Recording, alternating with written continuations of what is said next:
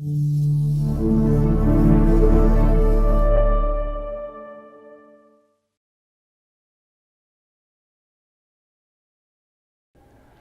I'm Dr. Manor Haas. I'm an endodontist from Toronto, Canada, and I want to thank you for joining me for this webinar. It's a webinar about something that's, believe it or not, quite dear to me, something I love to talk to colleagues about, and it's about obturation, especially carrier-based obturation. The reason why I love to talk about this is because I see it so often where colleagues try their best to do root canals, they instrument really well, by the time it comes to obturate, this is where they start having issues. And so I really do want to try and help you and colleagues out there, and your patients, of course, perform root canals and obturations better and more predictably. And as cheesy as that may sound, I really mean that. So I do also want to mention, if I may, that I have no financial interest in any dental product or company whatsoever that I talk about, and I am not being compensated whatsoever for this webinar. So what I say is what I mean, and it's something, again, that I love to talk to colleagues about, and this is why I'm doing this. So in terms of the outline for this webinar, I'll cover quite a few things. One of them is traditional warm down pack obturation with backfill. The other will be about carrier-based obturation, and I'll give the sort of step-by-step of both systems, and the good and the bad and the ugly, so to speak, of these systems. And also give a lot of clinical tips along the way. These are things that I learned over the years from performing both systems. And something that I love to talk about, which is almost like a little pet peeve of mine, is misconceptions about carrier-based obturation. So I'll talk about that certainly at the end. So to start off, I do want to mention that there's a clear trend in endodontics when it comes to instrumentation and obturation, and that involves sort of simplifying the protocol for the technique, whether it's instrumentation or obturation. It all started when, I feel, when Wave 1 came out, when Dentsply introduced their Wave 1 file. This one file, all of a sudden, overnight, sort of revolutionized the way we look at instrumentation, and we realized that with this one file, this one workhorse of a file, we could do what it took multiple files to do.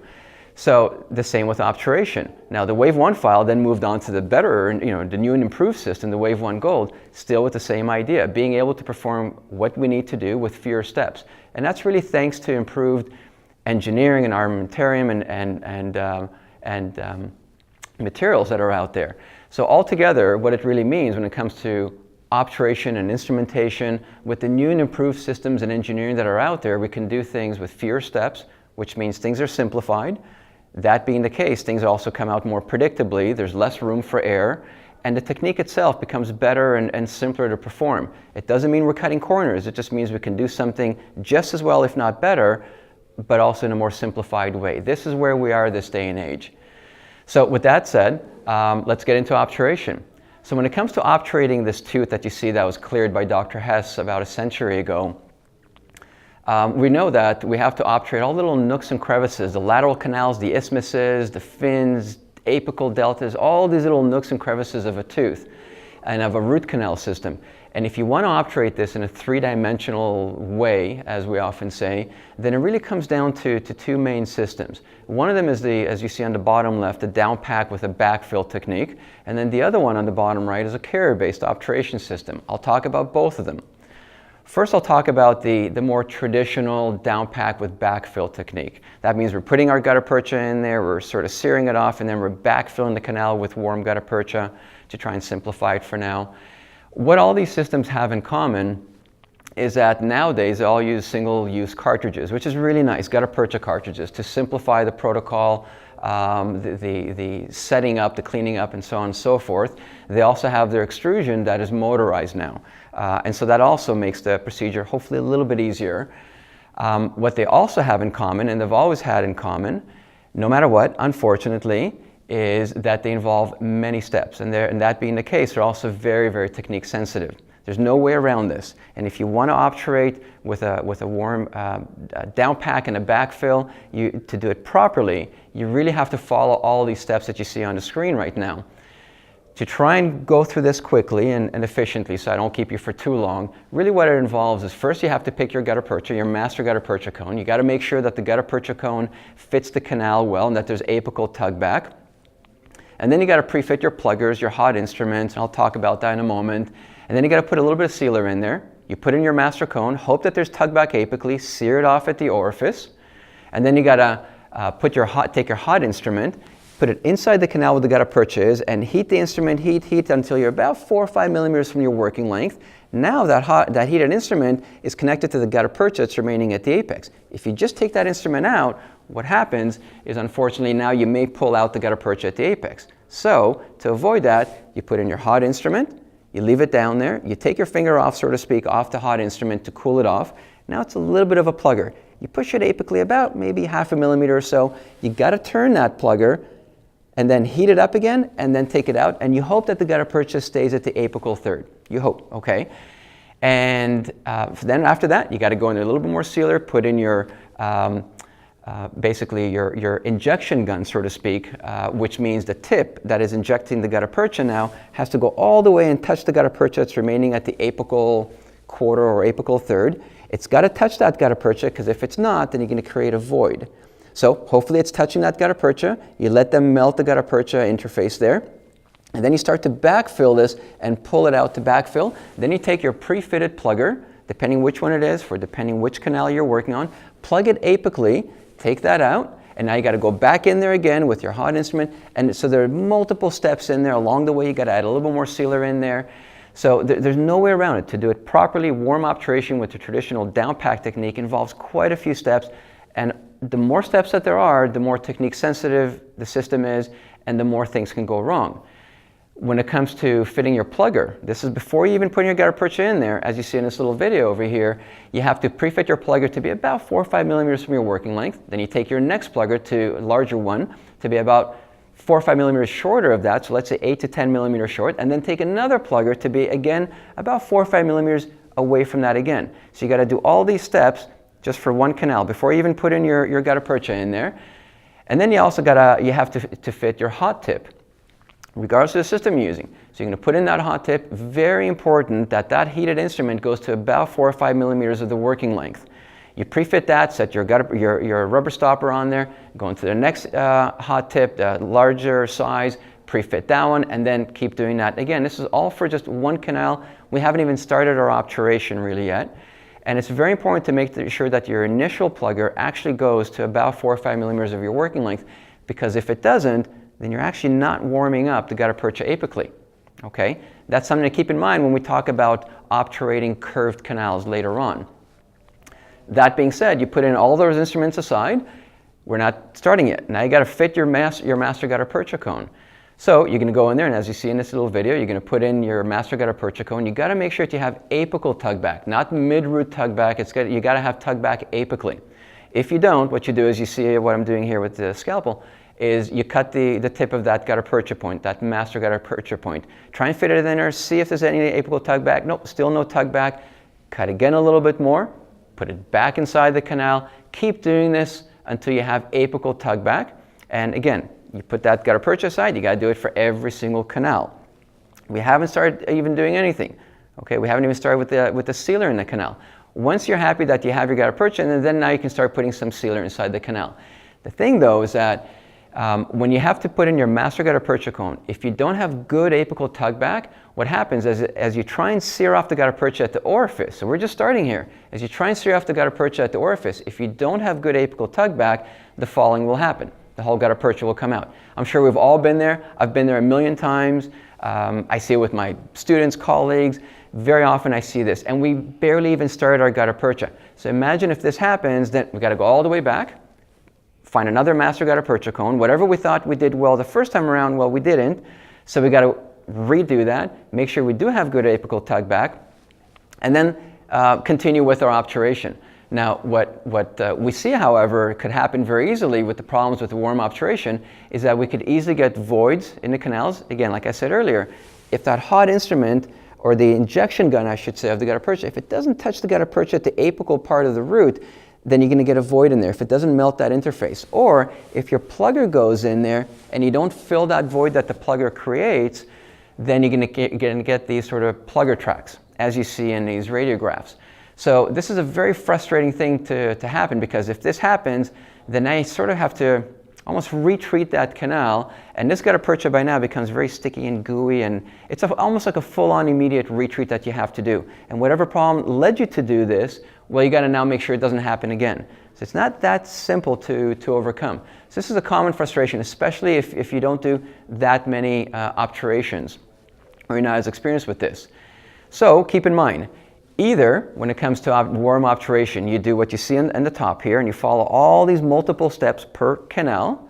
Either you do this, or if you want to do 3D obturation in a more simplified way, more predictable way, but still have full warm 3D obturation, then just think about this. Wouldn't it be easier and faster and honestly more predictable to do the following? So you be the judge. I'm going to show you what I mean. So here's a case, a lower molar that I did, and I'm obturating the distal canal of this lower molar. So remember the 15 or so steps that were in that image before in the previous slide? Either we follow all those steps for that canal and all the time and hassle and whatnot, or you do the following, as you see in these videos over here. We're obturating the distal canal. So we're taking this hot Gutta-percha that is on a carrier, and we're counting to about 8,000, so 7,000, 8,000 seconds. We're counting to about 8 seconds or so, and that's it. Done. No gimmicks, no editing, nothing. That's it. We are done. It is obturated, period. So, and this is what we get at the end. Pretty simple. This is simply because of just good engineering that we have available this day and age. Good engineering, good materials. This is what we can do this day and age. And how long did it take? It took about 8 seconds to do this canal. Okay, again, no gimmicks, no editing. I'm not trying to be slick or anything. It took about 8 seconds to obturate that single canal. And you see finally how it looks at the end. So what's the catch, you may ask? You think there's got to be a catch. Can't be that simple, okay? Well, there's two things. The first catch is the following. If you can do the following, then you should be able to obturate with this carrier-based obturation. And it's this. If you can insert a paper point into the canal without touching the walls of the endo axis, and I'll give you about 7-8 seconds or so to do that, then you should be able to follow this technique. This is what I mean. Imagine you have this canal and you're drying the canal of your intracanal medicament or lubricant just before you're about to obturate. Well, we use paper points all the time. It's not even an issue. We wouldn't even think about the trouble, the hassle of putting paper points in canals. So if you could do the following and just put in your paper points inside the canals without touching the walls of the endo axis, as you see in this video, then yeah, you could do this technique, okay? And you do this all the time, right? This is nothing you even think about. This is catch number 2. If you can match colors, and I'm not trying to sound silly here, but if you can match colors, in other words, the color of the master file with the color of the obturator, then you should be able to do this carrier-based obturation. In other words, here you see this Wave 1 gold file. If you can match the color on the handle of that file to the obturator, okay, then you should be able to do this technique. Sounds silly. I'm not trying to sound smart here or silly about it, but I really mean it. So it's those two things. If you can put in a paper point into the canal without touching the walls, and if you can color match it, then that's it, okay? It's just we get a little bit nervous when we think about, oh, I've got obturation, I got GuttaPercha in my hand. Imagine this GuttaPercha as being really well-engineered, well-designed, well-made paper point, okay? Then all of a sudden we don't make an issue out of this thing, okay? So that's really the catch. And it brings me to say, and I have to emphasize this, that GuttaCore, when Dentsply developed GuttaCore, it absolutely was a game changer, because they've listened to people's complaints over the years when there were carrier-based obturations that may have been with a metal carrier or a plastic carrier, which I used to use for years, and I must admit did not like whatsoever because of the hassle with it, especially in obturating posteriors, and the handle getting in the way of the opposing arch. Well, they listened to all these things and said, well, let's come up with a GuttaPercha somehow with an obturation system that is all GuttaPercha.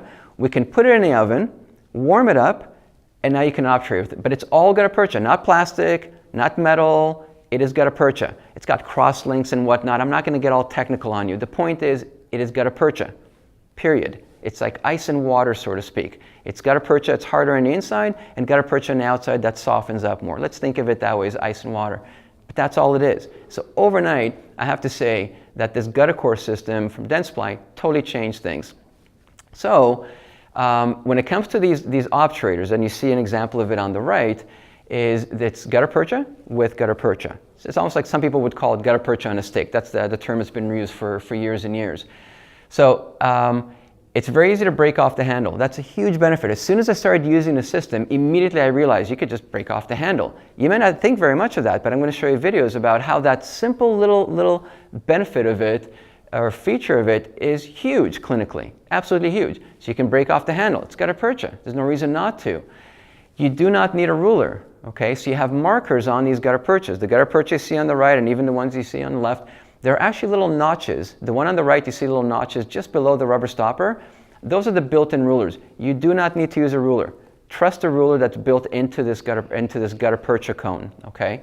And the obturation handle handles like, basically post-obturation, it handles like regular Gutta-percha, because later on in the webinar I'll talk about, well, how do you retreat it? How do you do a post-space? Well, it's Gutta-percha, okay? So I'll show you how that's not even an issue. It's reached the point now where Gutta-core just keeps getting better and better, and it's now so nicely matched and suited for certain files that are out there that it's really nice to see. It just keeps getting, it was phenomenal when it came out. Well, it just keeps getting better and better. So it's nice to see that. And it's truly a very simple system to use. But simple doesn't mean we're cutting corners or we're going below standard or anything like that. Not whatsoever. So that being said, I'll even show you a video here of a common demonstration I do during my workshops. So you'll see this oven. You take this Gutta-percha CarrierBased Gutta-core system. You put it inside the oven. When the light's blinking, you take that out of the oven. Quite simple. Grab it with cotton pliers. And now I'm going to be putting it inside a tooth, into this extracted tooth. And I'm going to be counting to about 8 seconds. It'll be about 4,000, 5,000, 6,000, 7,000. That's it. Very important to count that because there's a certain speed that it has to go in for it to flow properly into the canal system to accommodate the viscosity that it has.